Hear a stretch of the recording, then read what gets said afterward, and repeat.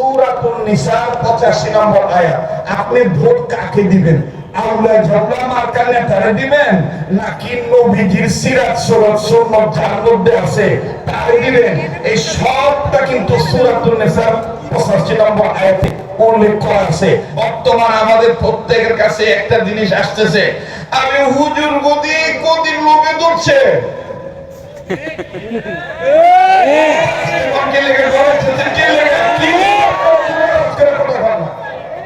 আমি হুজুর গদি গদির লোকে ধরছে, হুজুর রাজনীতি করবার চায়। আমি বেটা হুজুরাই তো রাজনীতি করবো, হুজুররা রাজনীতি করবে।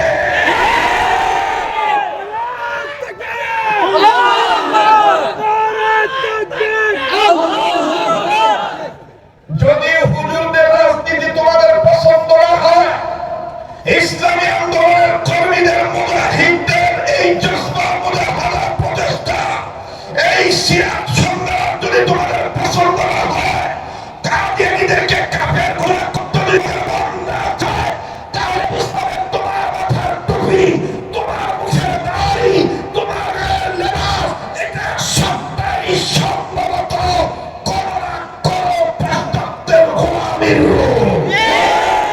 নিসা 85 নম্বর আয়াত।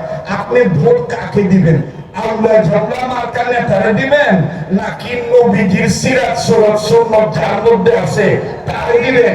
এই সবটা কিন্তু সূরাতুন নিসা 85 নম্বর আয়াতে উল্লেখ করা আছে।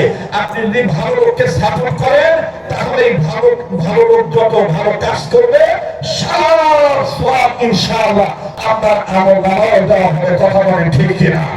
আপনি যদি খারাপ পক্ষে করেন, আন যুক্তি গান যুক্তি ওয়াটওয়ালা চটওয়ালা চটওয়ালা রাম বাম চ্যাটার্জি মুখার্জি গঙ্গোপাধ্যায় চট্টোপাধ্যায় হরিদাস পাল্লেন সেন দাদা বাবুদেরকে যদি আপনি সাপোর্ট দেন, তাহলে ওনারা যতটা খারাপ কাজ করিবে সব খারাপ কাজের পার্সেন্টেজ আপনার আমলনামায় আইব। কথা বলেন আমার ভাইরা? এই জন্য আসেন আবার ফিরত যাই ঢাকায় কোটি ভাষায়। যদি আপনি গোছানো মার্কায় থাকেন, অর্থাৎ সিরাতুল মুস্তাকিমের পথে থাকেন, সিরাতুল লাযিনা আনআমতা আলাইহিম ওয়ালাদের পক্ষে থাকেন, যারা নিয়ামত প্রাপ্ত বান্দা এদের পক্ষে যদি থাকেন, রাসূলুল্লাহ সাল্লাল্লাহু আলাইহি সাল্লামের সিরাতের পক্ষে যদি থাকেন, সুন্নাহর পক্ষে যদি থাকেন, কোরআনের আইনের পক্ষে যদি থাকেন, তাহলে আপনি গোছানো আছেন। আর যদি আপনি নামাজের সময় নামাজে ঠিক আছেন মিয়া, সাজদাবির নিচ নাই, কপালে কালটা ফলাই দিচ্ছেন, লুঙ্গি বিদ্যুতি কাপড় পরে বাজারে যান, সব মহিলা নতুন করে বিদেশে বলে গালি দেন, রাজনীতির কথা বলে আপনি কোন কেরা রাজনীতি তুই কি লিখে করবি বেটা? আমি তোর দিব রাম চ্যাটার্জি, তাহলে বুঝুন লাগবো আপনি শুধু নামাজের বেলায় গোছানো, মাগার অন্য ক্ষেত্রে রাসূলের সিরাত আপনি মানেন না, আপনি আউলা ঝাউলার পক্ষে আছেন। এজন্য পরিশেষে কথা হলো, আমরা যদি সুন্দর সমাজ চাই, আমরা যদি সুন্দর রাষ্ট্র চাই, এদেশকে যদি ভয়ঙ্কর সন্ত্রাসী ধারা থেকে যদি রক্ষা করতে চাই, বিশ্বাস করে মুসলিম উম্মাহ এখন ঐক্য আর কোন পথ নাই। ঐক্যের প্ল্যাটফর্মে আসতে হবে। ঐক্যের প্ল্যাটফর্মে আসতে নেই আমরা কাদিয়ানীদের বিরুদ্ধে অবশ্যই এক থাকবো, রাসূলুল্লাহর পক্ষে অবশ্যই এক থাকবো, আহলে কোরআনের কারিমের পক্ষে অবশ্যই এক থাকবো। আমরা আউলাদের পছন্দ করি না, করবো না। সাধারণ গোছানো ইসলাম জীবন বিধান মেনে নিয়ে আমরা পর্যন্ত চলবো ইনশাআল্লাহ। আল্লাহ তাআলা আমাদেরকে এই সংক্ষিপ্ত সময়ের আলোচনা থেকে দুনিয়া এবং আখিরাতে উপকৃত হওয়ার তৌফিক দান করুন। আচ্ছা 2 মিনিট আওলা জলটা মেকআপ দিয়ে দিন। কথা বলা 2 মিনিট আছে আরো, তো 2 মিনিট আওলা জল মেকআপ দেই। আমাদের পুরান ঢাকার এক লোক হাজি সাহেবের নাম ছিল সালাউদ্দিন, পোলার নাম রাখছে জালালউদ্দিন, এরপর আরেক পোলার নাম আলাউদ্দিন।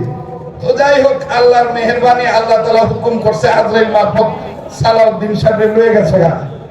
এখন মনে করেন যে আলাউদ্দিন আর জালালউদ্দিন দুইজন মিলে কইতেছে, ইমাম সাহেব কইছে বাপের নামাজ কাজা হইলে ইমাম সাহেব উস্তাদ জিরে জিগায় কাফারা দেওয়া লাগবে।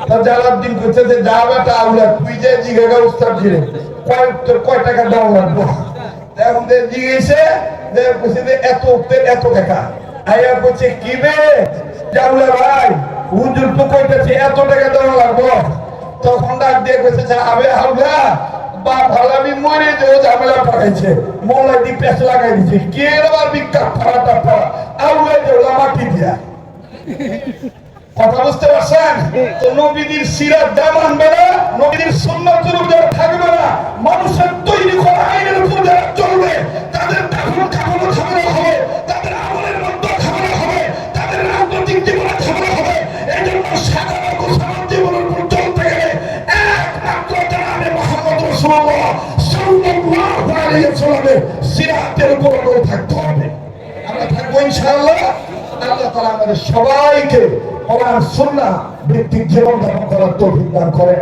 যত আকাবির আসবাব বুজুর্গ ইন্তেকাল করেছেন বিশেষ করে আমার শেখ মুর্শিদ শেখুল ইসলাম আহমদ